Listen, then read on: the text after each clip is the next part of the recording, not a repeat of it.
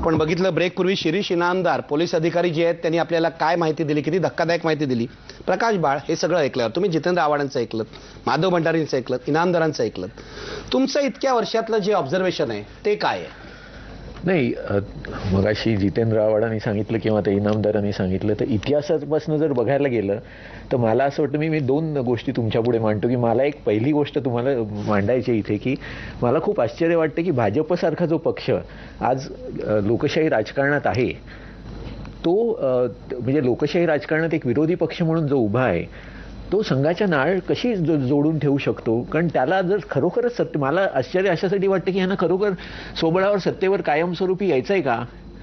कारण आज ज्या पद्धतीने संघाचं नाळ त्यांच्याशी जोडलेली आहे त्या पद्धतीने ते कधीच सोबळावर सत्तेवर येऊ शकत नाहीत. कारण संघाची जी विचारसरणी आहे ही इतकी संकुचित राष्ट्रवादाची. एक तर तुम्ही मगाशी म्हणलात की सुशीलकुमार शिंदे यांनी हिंदू राष्ट्रवाद असा शब्द वापरला आणि काँग्रेस आता त्यांच्यापासून मुळात हिंदू राष्ट्रवाद किंवा आता इनामदार साहेब म्हणाले तसं दहशतवादाला रंग असतोच. आपण उगाच म्हणतो की दहशतवादाला हिरवतो, पण मुळात हिंदुत्व दहशतवादी म्हणायला पाहिजे. हिंदुत्व दहशतवादी असा शब्द वापरला असता तर कदाचित किंवा भगवा सुद्धा वापरू नये, कारण भगवा ही भागवत धर्माची पताका आहे आपल्याकडे. पण सुशीलकुमार शिंदेचं वैशिष्ट्य आहे त्यांना योग्य वेळी योग्य शब्द कधीच नाही. कारण मुळात सुशीलकुमार शिंदे यांच्यासारखा माणूस देशाच्या गृहमंत्री पदावर बसणं ही देशाचा अत्यंत दुर्दैवाची गोष्ट आहे. तो भाग आणखी वेगळा. माझं काय म्हणणं आहे की मला खूप आश्चर्य वाटतं की भाजपने भारतीय राजकारणात एक सेंटर राईटिस्ट, उजव्या पद्धतीचा, उजव्या विचाराचा मध्यममार्गी पक्षाचा अवकाश उपलब्ध आहे की जो पूर्वीचा स्वतंत्र पक्ष होता तशा पद्धतीने जर उभे राहिले तर ते पुढे काँग्रेसला समर्थ पर्याय देऊ शकतात आणि देशावर पसरून जे कमिटेड वोटर्स आहेत त्याच्या पलीकडे. पण तुम्हाला हे मान्य आहे का की संघ परिवार नाही, मी तिथेच दहशतवादाला प्रोत्साहन, मी तिथेच येतोय की सिमी जशी दहशतवादी आहे किंवा मजलिस इत्तेहादुल मुसलमीन जशी हैदराबाद आंध्र प्रदेशातली आहे, तसं संघ हा फॅसिस्ट ऑर्गनायझेशन आहे. हे तुम्ही नाकारू शकत नाही. हे पूर्वीपासून चालत आलेलं आहे. तुम्ही संघाची सगळी जडणघडण बघा की म्हणून मी सांगतो की भाजपला जर लोकशाही राजकारणात वावरायचं असेल तर ही नाळ तोडावी लागेल. संघाच्या डीएनएतच दहशतवाद आहे. त्यामुळे मला काही आश्चर्य वाटत नाही की यांनी जे इनामदार साहेबांनी किंवा आव्हाडांनी जी काही यादी वाचून दाखवली त्याच्यात जे स्वयंसेवक सांगितले ते बाळकडू संघाच्या शाखेवरच मिळतं.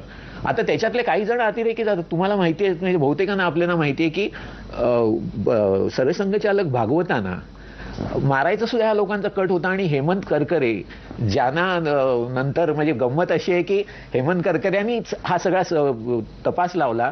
त्यांच्यावर भाजप आणि सेनेच्या लोकांनी इथे ज्यांना अटक केली, ज्या साध्वी आणि कर्नल पुरोहित, त्यांच्यावर फुलं उधळली भाजप आणि सेनेच्या लोकांनी.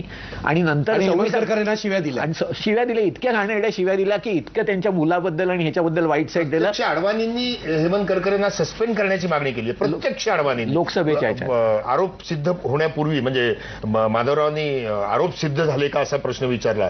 मग अडवाणींनी आरोप सिद्ध होण्यापूर्वी याच लोकांनी साध्वी प्रज्ञा सिंग आणि कर्नल पुरोहित मोहन भागवतांना मारायचा कट केला होता आणि असं करकरेंनी जाऊन सांगितलं भागवतांना. आणि दुसरं म्हणजे 26/11 घडलं आणि ट्रान्सफर सीन झाला की हेमंत करकरे हे एकदम हुतात्मा झाले. हे कसं झालं? पण तुमचा या प्रकरणांवर सगळ्यांवर म्हणजे असीमानंदचं चाललंय, सुनील जोशीचं नाव डेफिनेटली आहे. माझं काय म्हणणं आहे की एक तुम्ही लक्षात घ्या की हे सगळं आपला दहशतवादाचं हे सगळं पाकिस्तानशी निगडीत आहे. पाकिस्तानची निर्मिती आपण मागे जशी चर्चा केली ही इथली मुस्लिम हिंदूंबरोबर सुखाने नांदू शकत नाहीत म्हणून पाकिस्तान पाहिजे. त्यामुळे पाकिस्तानचं अस्तित्व हे इथले हिंदू आणि मुस्लिम कायम एकमेकाशी भांडत राहण्यावर पाकिस्तानचं अस्तित्व अवलंबून आहे. आता जे हाफिज सईद म्हणतो तेच इथे संघवाले म्हणतात ना, तेच हे करू. हाफिज सईद आणि संघ एकमेकाला मदत करतोय, हे पूरक आहेत. माधव भंडारी आता उत्तर द्या. अतिशय गंभीर आरोप आहे. वृत्ती ती आहे. नाही, मी मगाशी सांगितलं की 1947 पासून आज 2013 पर्यंत ही सगळी वाक्य अशीच्या अशी उच्चारली गेली. इनामदार साहेबांनी पोलीस खात्यातल्या आपल्या अनुभवाच्या आधाराने सांगितलं. अनेक वर्ष त्यांनी पोलीस खात्यामध्ये आणि गुप्त वार्ता विभागात कामं केली, त्यामुळे त्यांच्याकडे खूप पुरावे असतील हे मी क्षणभर गृहीत धरतो. पण 1948 पासून आज 2013 पर्यंत ह्यातला कुठलाही पुरावा देशाच्या कुठल्याही न्यायालयासमोर ठोसपणे आला नाही. म्हणजे जरा एक सेकंद बोला पूर्ण करू दे, मी येतो तुमच्या. बोला 1948 सालचा जो इतिहास आपण 48 सालापासून सुरू करतो, 48 सालामध्ये गांधी खुनाची चौकशी करणाऱ्या आयोगाचा निकाल आल्यानंतर, न्यायालयाचा निकाल आल्यानंतर ह्याच सरदार पटेलांनी संघावरची बंदी मागे घेतली आणि कुठल्याही अट न घालता जी अट घातली ती संघाने लेखी घटना द्यावी, संघाने ती लेखी घटना दिली. हो, पण त्याबरोबर सरदार पटेलांनी जी पत्र लिहिली ती मागे नाही घेतली. नाही, पत्र कारण ती त्यानंतर त्यांच्या संग्रहात समाविष्ट करण्यात आलेली. नाही, ही पत्र नाही मागे घेतली. पत्रांबद्दल कोणी विरोध घेतलाय? म्हणजे संघावर सरदार पटेलांनी आरोप केले होते. आपण व्यवहार हा बघतो आहोत की ते आरोप करणारे सरदार पटेलच वर्ष दीड वर्षाने संघावरची बंदी बिनशर्त मागे घेतात. इनामदारांना आणि यानंतर मला एक सांगा तुम्ही की आज आपण एवढे सगळे आरोप आहेत, पुरावे आहेत, दमकाय असं सांगतो. 48 सालापासून आजपर्यंत यातले म्हणजे अगदी ज्या बॉम्बस्फोटांची यादी मगाचपासून सांगितली जाते त्यातल्या आरोपीनं जे 5-5, 10-10 वर्ष तुरुंगात नुसतं खितपत ठेवलंय, एकाही प्रकरणातला पुरावा न्यायालयासमोर येत नाही. त्याचं कारण काय? त्याचं कारण मी सांगतो माधवराव, नम्रपणे सांगतो मी. कारण तो आणायचा नाहीये. नाही, मी आपल्या पुढे लहान आहे. आपण फार जोरात विचारता की एकही खटल्यामध्ये शिक्षा का झाल्या नाहीत आणि सिद्ध का झालं नाही. अगदी कबूल. बाबरी मस्जिद पडली, it was a classic example of mass terrorism. सामूहिक दहशतवादाचं ते एक उदाहरण होतं. बरं, गोध्र्याला आपण काय म्हणतो? एक मिनिट. शिक्षा झाली. गोध्रा सुद्धा तेच होतं. पण गोध्रा खटल्याचा निकाल लागलेला आहे आणि त्यात सत्तारूढ पक्षाच्या मंत्र्याला शिक्षा झालेली आहे. त्या दुसऱ्या अहमदाबादच्या गोध्र्याच्या नंतरच्या दंगलीमध्ये.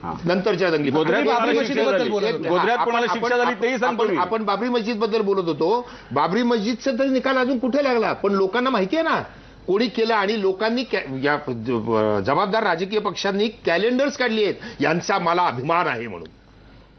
ज्यांनी हे त्यांचा मुद्दा होता शिक्षा का होत नाही, खटल्यांचे निकाल का मी तर पुढे जातो. खटल्यांचे निकाल म्हणत नाही, मी शिक्षा म्हणत नाही की हे पुरावे न्यायालयासमोर काय येत नाही. हा माझा प्रश्न सांगतो. आपण न्यायालयात बसलेलो नाही, आपण मीडिया ट्रायलही करत नाही, आपण एक लोकोपयोगी चर्चा करीत आहोत जनजागरणासाठी. हे लक्षात घ्या. बाबरी मस्जिदचा निकाल लागो, कोण दोषी ठरो, दॅट इज डिफरंट थिंग. तुम्ही बंदीचा विषय आणलात. आरएसएसवर 3 वेळा बंदी आली आहे, 3 वेळा मागे घेतली. कबूल. बाबरी मस्जिदीनंतर आरएसएसवर बंदी आणली, पण बाबरी मस्जिद कोणी पाडली हे लहान मूल सुद्धा सांगेल. त्याला सुप्रीम कोर्टाच्या न्यायाधीशाची गरज नाही. बंदी मागे का घेतली त्याच्यावर आपण चर्चा करूया. त्याला न्यायाधीशाची गरज नाहीये. बाबरी मस्जिद मला जितेंद्र आणि बाबरी मस्जिद कोणी पाडली ह्याचा इतिहास एकदा येऊ दे बाहेर. बाबरी मस्जिद कोणी पाडली? तुम्ही पाडलीच नाही, संघ परिवाराने पाडली नाही. तुम्ही असं आज कबूल करा की आम्ही पाडली नाही. जे तुम्ही एवढे बजरंग दलाचे लोक घेऊन गेलात, माधव भंडारी, तुम्ही पब्लिक टेलिव्हिजनवर कबूल करा की बाबरी मस्जिद आम्ही पाडली नाही. मी मान्य करतो. पाडली की नाही सांगा. आणि त्या बाबतीत मला पाडली की नाही सांगा. त्या बाबतीत मला एकच दृश्य दाखवायचंय. बाबरी मस्जिद पडत असताना उमा भारती मुरली मनोहर जोशींच्या मागून त्यांच्या गळ्यात हात टाकून आनंद व्यक्त करत उड्या मारत होत्या. हे सगळ्या जगाने पाहिलेलं आहे. ही बीबीसीवरची दृश्य पाहिलेली आहेत. ठीक आहे, पण माझा मुद्दा आहे जितेंद्र आव्हाड, माधव भंडारींचा प्रश्न जो आहे तो महत्वाचा आहे की संघ परिवार किंवा संघ परिवाराच्या संघटना हे सगळं करतायत, तर तुम्ही त्यांच्यावर बंदी का आणत नाही? तुम्ही खटल्यांचे निकाल का लावत नाही? काँग्रेस सरकार इतके वर्ष या देशामध्ये आहे, या राज्यामध्ये तर तुमचा राष्ट्रवादीचा गृहमंत्री आहे, मग का नाही कारवाई होत?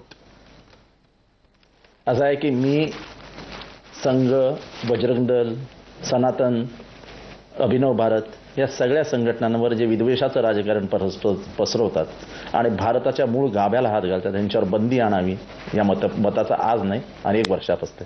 ते का आणत नाहीत हे सांगण्या एवढा मी काही मोठा कार्यकर्ता नाही, पण ही बंदी आणली पाहिजे. हे भारताच्या सर्व्हायव्हलच्या दृष्टीने हिताचं आहे असं वल्लभभाई पटेल सांगून गेलेत आणि आजही ते नाही. जितेंद्र आव्हाड हे तात्विक बरोबर आहे. जितेंद्र आव्हाड प्लीज ऐका, तुम्हाला सगळं पडद्यामागचं माहिती असतं. मला सांगा की हे जर गुन्हेगार असतील तर यांना शिक्षा का होत नाही? खटल्यांचे निकाल का लागत नाहीत? कोण वाचवतंय यांना? तुमच्याच मंत्रिमंडळातले लोक वाचवतायत का? असं आहे की बागळे साहेब, या घटनेचा आणि बाबासाहेब आंबेडकरांनी दिलेल्या संविधानाचा मी नेहमीच आदर करत आलो आहे. कुठलाही खटला पटकन निकालापर्यंत येऊन त्याच्यातलं असं आहे की जस्टिस मिळाला पाहिजे आणि त्यामुळेच ह्या देशातल्या घटनेने जो अधिकार दिलाय प्रत्येकाला आपलं म्हणणं मांडून न्याय मागण्याचा, त्याच्यामध्ये हस्तक्षेप करण्याचा ना तुम्हाला अधिकार आहे ना मला अधिकार आहे. न्याय प्रविष्ट केसेस आहेत, न्यायालय घेईल त्यांना वर्ष लागतील, दशकं लागतील, पण तो न्याय मिळतो. हा भारताने कसाबच्या माध्यमातून जगाला दाखवून दिला. आपल्यावरती प्रचंड प्रेशर होतं, कसाबला ताबडतोब फाशी द्या, कसाबला आत्ता लटका. प्रत्येक राजकीय पक्ष आपली पोळी भाजत होता, पण डॉक्टर बाबासाहेब आंबेडकरांच्या हे सगळं ठीक आहे जितेंद्र आव्हाड, मला मान्य आहे कसाबला 4 वर्षात आपण फाशी दिली, आपण स्पीड दाखवला, पण प्रकाश बाळ, असीमानंद आहेत, सुनील जोशी आहेत, जी कोणी नावं इंद्रेश कुमार वगैरे येत आहेत, हे सगळे संघाशी संबंधित लोक आहेत. हे जाहीर आलेलं आहे, तरी सुद्धा खटला पूर्ण होत नाही. याचं कारण काय? हा भंडारींचा आक्षेप तर योग्य आहे. बरोबर आहे. मी त्यांना त्यांच्याच प्रश्नाला मी मगाशी उत्तर देत होतो आणि मी आव्हाडांचा सुद्धा मुद्दा तुम्हाला माझं म्हणणं त्याच्यावर सांगणार आहे. एक तर तुम्ही लक्षात घ्या की हे 48 साली काय झालं. 48 सालानंतर आत्ता गेल्या वर्षी 12 जुलैला एका टीव्हीवरच्या वृत्तवाहिनीवरच्या चर्चेत स्वपन दासगुप्ता, जे संघ परिवारातले पत्रकार आहेत, त्यांनी असं जाहीरपणे सांगितलं की अडवाणींनी मला खाजगी चर्चेत असं सांगितलं की जनता पक्षाच्या काळाचं सरकार होतं 77 साली, तेव्हा मोरारजी देसाईंनी अडवाणींना सांगितलं की सावरकरांचा ह्याच्यात डेफिनेटली हात होता, पण सावरकर कायद्याच्याच कचाट्यातनं सुटले, असं त्यांनी जाहीर मान्य केलं. त्याच्यावर एजी नुराणी, ऐका ना माझं तुम्ही, की त्याच्यावर एजी नुराणींनी एक मोठा फ्रंटलाईन मध्ये लेख लिहिलेला होता आणि त्याच्यात त्यांनी ते एजी नुराणीचं प्रसिद्ध पुस्तक आहे त्याबद्दलचं, तर त्याच्यातलेच उद्घृत करून त्यांनी त्याच्यावर हे दिलेलं होतं की कायद्यानुसार जी प्रत्यक्ष म्हणजे कटाचा भाग म्हणून, कटाचा सूत्रधार म्हणून सावरकर आणि गोडसे किंवा आपटे यांची भेट झाल्याचा प्रत्यक्ष पुरावा न्यायालयापुढे आला नाही. आणि एक इथे तुम्ही गोष्ट लक्षात घ्या की आता दिल्लीतल्या बलात्कार प्रकरणापासून आपल्याकडे जी न्यायालयीन कामकाजाबद्दल चर्चा होत होते, आपल्याकडे गुन्हेगारी म्हणजे जे क्रिमिनल ज्युरिस्प्रुडन्स आहे, गुन्हेगारी कायद्याची जी प्रणाली आहे त्यानुसार जो माणूस दोषी नाही तो निर्दोष धरला जातो आणि त्याच्या विरुद्ध सज्जड पुरावा असल्याशिवाय त्याला दोषी ठरवता येत नाही. या दोन्ही निकषावर जस्टिस खोसला यांनी आणि नंतर नेमलेल्या म्हणजे आयोगाने यांना सुटका केलेली आहे सावरकरांची. म्हणून ते हे म्हणतायत ना, तुम्ही बघा पटेलांचं जे पत्र आहे की कायद्यानुसार ॲज अ क्रिमिनल लॉयर कायद्यानुसार सावरकर ह्याच्यात सापडतील की नाही मला सांगता येणार नाही, पण तुमच्या विचारसरणीचा तो भाग होता. विचारी प्रचार केलेला नाही, हा दुसरा भाग मी आपल्यासोबत एक मिनिट. अभिनव भारतचेही मिलिंद जोशीराव आहेत, त्यांच्या संघटनेचं नाव दहशतवादी संघटना म्हणून घेतलं जात आहे. मिलिंद जोशीराव, प्रकाश बाळ काय म्हणतायत तुम्ही ऐकलेलं आहे. तुमची संघटना सुद्धा दहशतवादी संघटना आहे. आत्ता साध्वी प्रज्ञा सिंग आणि हे जे कर्नल पुरोहित आहे त्यांचा संबंध जोडला जातोय. काय म्हणणं आहे तुमचं याबाबत? सर थँक्यू, मला बोलायची संधी दिलीत तुम्ही, कारण दहशतवाद हा विषय असताना सुद्धा मला शेवटची बहुतेक 5 मिनिटच मिळतात की काय असं वाटायला लागलं होतं. फार 48 सालापासून सगळे मुद्दे काढले गेले. मी आता जवळचे मुद्दे काही आत्ता पटकन तुम्हाला सांगतो. जालन्याच्या कोर्टमधनं बॉम्बस्फोटाच्या केसमधले सगळे आरोपी निर्दोष सुटका झालेले आहेत. हे कदाचित जितेंद्र आव्हाडांना माहीत नसेल, त्यांना बरीच जुनी पत्र माहिती आहेत, पण लेटेस्ट काय झालंय ते माहीत नसेल. न्यायालय काय निकाल देतं याच्याकडे बहुतेक कुणाचं लक्षच नाही आहे. भारतीय मीडिया सुद्धा मालेगाव 2006च्या खटल्यातनं 9 मुसलमानांची सुटका झाल्यानंतर त्याचा उदो करते, परंतु जालन्याच्या कोर्टातनं जेव्हा हिंदू सुटतात, निर्दोष सुटतात, त्याचा कुठे उल्लेख होत नाही, काही नाही. आत्ताच्याही चर्चेत मी मगाचपासून ऐकतोय बरंच काय बोललं जातंय. इनामदार साहेबांनी मगाशी एका प्रोफेसरचं उदाहरण सांगितलं की ज्यांनी पर्टिक्युलर एका कॅम्पमध्ये कुठच्या तरी मुलीला, अशिक्षित मुलीला काहीतरी कारण सांगितलं, काहीतरी असं सांगितलं तसं सांगितलं. मला असं विचारायचं आहे की त्यावेळेला इंटेलिजन्स ब्युरो तुमचं काय करत होतं आणि त्या प्रोफेसरला त्यावेळेला अटक का नाही झाली? याचं उत्तर मी, तुम्ही जर का इंटेलिजन्स इनपुट तुम्हाला मिळतो तरी सुद्धा तुम्ही त्याच्यावर ऍक्शन घेत नाही, तर मग ह्याच्यावर मग ह्या सरकारचा दोष आहे, पोलीस यंत्रणेचा दोष आहे का कुणाचा दोष आहे? मगाची सगळी चर्चा गेली जवळजवळ अर्धा पाऊण तास मी चर्चा ऐकतोय. गंमत या गोष्टीची वाटतेय की प्रत्येक जण म्हणतोय की हे संघाचं आहे का, की हे ह्याचं आहे का, ते त्याचं आहे का. माझं मुळात म्हणणं असं आहे की दहशतवादाला रंग असतो आणि तो धार्मिक रंगच असतो. गेले अनेक शतकं हिरवा दहशतवाद या भारताच्या भूमीवर झालेला आहे. भगवा दहशतवाद म्हणा, हिंदू दहशतवाद म्हणा किंवा त्याची प्रतिक्रिया म्हणा, हिंदूंनी कुठे ना कुठेतरी स्वतःला बचावात्मक भूमिका घ्यायलाच हवी आणि ती घ्यावी लागणार आहे. नाकर्ता जर का सरकार असेल, 26/11 सारख्या हल्ल्यांमध्ये आम्ही जर का मरणार असू तर आम्ही हातही उचलायचा नाही अशी जर का सरकारची अपेक्षा असेल तर ते पूर्णपणे चुकीचं आहे. 4 लाख हिंदूंना जर का काश्मीरमधनं ढकेललं जातं त्यांची स्वतःची भूमी असताना, तर ह्या गोष्टी ते अन्याय हिंदू अजून किती वर्ष सहन करणार आहेत हे मला सरकारच्या प्रतिनिधींनी सांगावं. आश्चर्याची गोष्ट अशी आहे की आज काँग्रेसचे सुशीलकुमार शिंदे यांनी वक्तव्य केल्यानंतर राष्ट्रवादी काँग्रेसचे जितेंद्र आव्हाड त्यांना डिफेंड करायला आलेले आहेत. काँग्रेसचे कोणी प्रवक्ते झालेले नाहीयेत. म्हणजे त्यांना खिसगंटीचंही वाटत नाही की हा प्रश्न काही फार महत्त्वाचा किंवा मोठा आहे. हॅलो मिलिंद जोशीराव सर, काँग्रेसला मी बोलवलेलं नव्हतं याचं कारण जितेंद्र आव्हाड. ऐकून घ्या, उगाच काँग्रेसचा प्रवक्ता डिफेंड करायला आला नाही हे त्यांच्यावर आरोप करण्यात येत नाही. मी काँग्रेसला अशासाठी बोलवलं नाही की सरकारच्या वतीने या मुद्द्यावर जितेंद्र आव्हाड बोलू शकतात म्हणून मी काँग्रेसला बोलवलं नाही. तेव्हा दोष असेल तर माझा आहे, जितेंद्र आव्हाडांचा नाही. सर जितेंद्र आव्हाड जी माहिती सांगतात ती अतिशय त्रोटक माहिती असते. मागे एका कार्यक्रमात ते म्हणाले होते की पत्रकं आणि कात्रणं अभ्यास करतात त्याचा. बोला पूर्ण करा.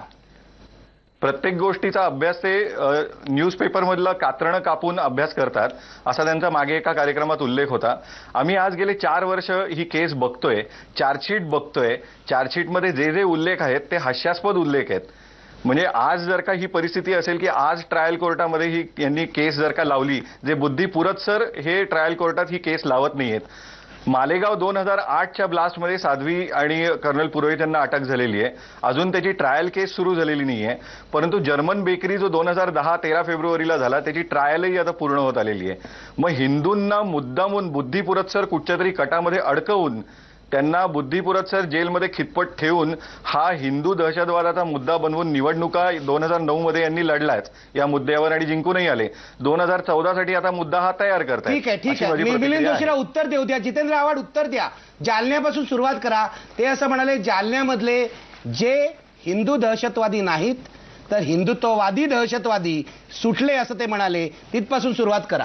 नाही असं आहे की कोर्टाचं जस्टिस असं आहे की तुम्ही ते शेवटचं वाक्य कुठल्याही कोर्टाच्या निकालाचं वाचलं त्याच्यामध्ये सांगतं की लॅक ऑफ एव्हिडन्सेस अँड विटनेसेसमुळे हा सुटलेला आहे. मला त्याच्यात नाही जायचं. मला ते जे आरोप करतायत आणि ते जे म्हणजे त्यांनी जे पाठराखण केलं मला तर खरं त्यांचं अभिनंदन करायला पाहिजे की त्यांनी उघडपणाने सांगितलं हो आम्ही बॉम्ब ब्लास्ट करणार, आम्ही मारणार, आम्ही हे सगळं भारतामध्ये घडवून आणणार. त्याबद्दल त्यांचं अभिनंदन करायला हवं पहिल्यांदा. आणि पहिल्यांदा मी आज जाहीरपणाने शिरीष इनामदारांचं अभिनंदन करतो की ज्या पद्धतीने ते मुद्दे मांडतायत मलाही खूप मनापासून बरं वाटतंय की एवढं म्हणजे हे सत्य बाहेर यायलाच हवं. पण ते जोशीराव साहेब आव्हाड साहेब तुम्हाला काय आनंद होतो ते नाही. जालन्याच्या कोर्टात निर्दोष सुटका झाली त्याबद्दल बोला. देतो ना मी आता तुम्हाला माहिती देतो ना. तुम्ही जे सांगितलं ना साध्वीबद्दल आपल्या माहितीसाठी सांगतो की मालेगावच्या बॉम्बलास्टच्या आधी सुनील जोशीचा मर्डर झाला. सुनील जोशीचा मर्डर याच्यासाठी झाला आणि जे सत्य आहे आणि ATS त्याचा पाठपुरावा करत होता महाराष्ट्र ATS आणि सुनील जोशी फुटला तर हे सगळ्या लिंक्स ओपन होतील. कारण का सुनील जोशी हा समझोतामध्ये होता, सुनील जोशी हा अजमेर शरीफमध्ये होता, सुनील जोशी हा हैदराबादच्या बॉम्ब ब्लास्टमध्ये होता, सुनील जोशी हा मालेगावच्या बॉम्ब ब्लास्टमध्ये होता. जर आपल्याला लिंक तोडायची असेल तर साध्वी नाही साध्वी म्हणून या भगवत परंपरेचा अपमान करू नका. प्रज्ञासून ठाकूर सारखी महिला हिनी स्वतः मॅनेज करून तिचा प्रियकर असलेल्या सुनील जोशीची हत्या घडवून आणली आणि ही लिंक तुटली. आजही ज्या दोघांनी बॉम्ब आणले मालेगावमध्ये तो संदीप डांगे आणि रामजी कालसंग्रा हे फरार आहेत. त्याच्यामुळे ह्याची लिंक एस्टॅब्लिश करायला ATSला जो प्रयत्नपूर्वक सगळं जमवायचं आहे त्याला कुठेतरी अडचण निर्माण होते आणि म्हणून ही केस प्रलंबित राहिली. त्याचे एव्हिडन्सेस विटनेसेस जमा करूनच कोर्टासमोर न्यावे लागतात आणि जर्मन बेकरीमध्ये हे सगळं जे आहे ते जुळल्यामुळे मुळामध्ये ज्या लोकांची नावं घेतली. मला संपू द्या ना. हा बोला. असं मला 1 मिनिट संपू द्याल का साहेब. जी बोला. असं आहे की मिलिंद जोशीराव हिमानी सावरकरांनी आउटलुकमध्ये जाहीररित्या सांगितलं होतं की आम्ही बॉम्ब ब्लास्ट घडवणार आणि त्यावेळेस ह्या आउटलुकचं उदाहरण देऊन पहिल्यांदा भारतामध्ये माननीय शरद पवार साहेबांनी देवनार येथील एका प्रचाराच्या सभेमध्ये हे आउटलाईक मॅगझिन दाखवलं आणि त्याच्यानंतर अलिबागमध्ये आमच्या झालेल्या शिबिरामध्ये पहिल्यांदा उघडपणाने बोलून दाखवलं की दहशतवादाचा एक दुसरा राईट विंग भारतामध्ये अस्तित्वात आहे ज्याच्याकडे आपण कधी बघितलेलंच नाही. आणि त्याच्यानंतर मालेगावच्या घटना वगैरे सगळ्या उघडकीस आल्या. आपल्या माहितीसाठी सांगतो साहेब की ज्याच्यावरती चर्चा झाली आणि माझा आरोप आहे की हेमंत करकरेंवरती स्वतः अडवाणी आणि आजचे राजनाथ सिंग हे राजनाथ सिंग तर स्वतः नाशिकला प्रज्ञासिंग ठाकूर यांची भेट घ्यायला आले होते. एवढंच नाही तर राजनाथ सिंग आणि अडवाणी यांनी मनमोहन सिंग यांची भेट घेतली आणि त्याच्यानंतर पंतप्रधान कार्यालयाचा निरोप आला आणि निरोप आल्यानंतर 26/11ला सकाळी जाऊन नारायणन म्हणजे जे पंतप्रधानांचे ऍडवायझर होते यांना जाऊन स्वतः करकरे ब्रीफ करून आले. पंतप्रधानांकडे यांनी मागणी केली होती की ही केस यांच्या ताब्यातनं काढून घ्या. स्वतः करकरेंवरती प्रचंड दबाव होता. करकरे त्यांना भेटून आले आणि त्याच्यानंतर ते गृहमंत्र्यांना जाऊन भेटले आणि त्यांनी सांगितलं की मी राजीनामा देतो पण मला बदनामीपासून वाचवा. ह्याच्यातला मी मेन भाग आता सांगतो की प्रज्ञा सिंग ठाकूर, कर्नल पुरोहित यांनी काही परदेशी संघटनाची संगनमत करून संधान बांधून मोहन भागवत यांच्या हत्येचा कंप्लीट प्लॅन रेकी सकट तयार केला होता. रेकी झाली होती आणि ही माहिती ह्या जगामध्ये फक्त 2 माणसांना आहेत, ते मोहन भागवत आणि स्वयं नितीन गडकरी. नितीन गडकरी यांच्या दादरच्या एका मित्राच्या घरी माननीय करकरे, मोहन भागवत आणि भागवत साहेब यांची चर्चा झाली. भागवत साहेब यांनी नितीन ह्या खटल्याबाबत मला माहिती दे, कारण का करकरे हे मूळतः नागपूरचे होते. नागपूरला त्यांच्या कम्युनिस्ट संघटनेचे त्यांचे वडील काम करत होते आणि त्यांच्या ओळखीपाळखी चांगल्या होत्या. मला माहिती दे अशी विनंती केली. माहिती देताना त्यांनी सांगितलं की आपण या खटल्यात पडू नये ना, आपण ह्याच्यापासून लांब राहावं असं मी आपल्याला हात जोडून विनंती करतो. दुसरी बैठक झाली आणि दुसऱ्या बैठकीमध्ये संपूर्ण ट्रान्स्क्रिप्ट जी चर्चा झाली आहे मोबाईलवर तिची ट्रान्स्क्रिप्ट त्यांनी भागवत साहेबांच्या हातात ठेवली. त्यानंतर भागवत साहेबांनी एकही चकार शब्द उच्चारला नाही अशी माझी अत्यंत खात्रीपूर्वक, आणि मी नावं घेऊन सांगतो की गडकरी साहेब, स्वतः मोहन भागवत साहेब तटकन करकरे साहेबांबरोबर बसले होते. आणि एक लक्षात घ्या की ह्याच्यात अभिनव भारतच्या माध्यमातून चर्चा जी झाली आणि ज्याची ट्रान्स्क्रिप्ट पोलिसांकडे उपलब्ध आहे की हिंदुत्वाचा प्रश्न अंतिम ध्येयाकडे नेण्यासाठी आणि राष्ट्र निर्मितीसाठी आता RSS पुरं पडणार नाही, आपल्यालाच लीड घ्यावा लागेल. मी एकच प्रश्न विचारू इच्छितो की महात्मा गांधींची हत्या करताना मुस्लिम म्हणून आपण पुढे जाऊया म्हणजे या देशामध्ये सिव्हिल वॉर होईल असा एक प्रयत्न झाला होता. तोच जर कधी मोहन भागवतांच्या माध्यमातून निर्माण झाला असता तर या देशाची परिस्थिती काय झाली असती ह्याचा विचार कधीतरी कोणी केलाय का? ठीक आहे, या प्रश्नावर मी ब्रेक घेतो. खूप जितेंद्र आव्हाड एक मिनिट थांबा. चर्चेच्या माध्यमातून आम्ही बाहेर काढू शकत नाही, पण हे एवढंच सगळं साधं सरळ आहे असं वाटून घेऊ नका. ह्याच्या मागे खूप मोठा आता इंद्रेश कुमार कोण आहेत? काय संबंध आहे त्यांचा पैसे देण्याचा अभिनव भारतला? देणार तुम्हाला देणार मी. मिलिंद जोशीवरही वेळ देणार आणि माधव भंडारी तुम्हालाही देणार आणि बाकीच्यांनाही देणार. पण जितेंद्र आव्हाडनी एक मोठा पट आपल्यासमोर ठेवलाय आणि पहिल्यांदाच जितेंद्र आव्हाड अत्यंत शांतपणे बोलतायत, नावनिशिवार पुराव्यानुसार बोलतायत. एरवी ते राजकीय वाद घालतात म्हणून त्यांच्यावर चिडतात लोक, पण आज त्यांच्या प्रश्नाची माधव भंडारी आणि मिलिंद जोशीराव तुम्हाला शांतपणे उत्तरं द्यायला हवीत. ब्रेकपूर्वी प्रश्न पहा.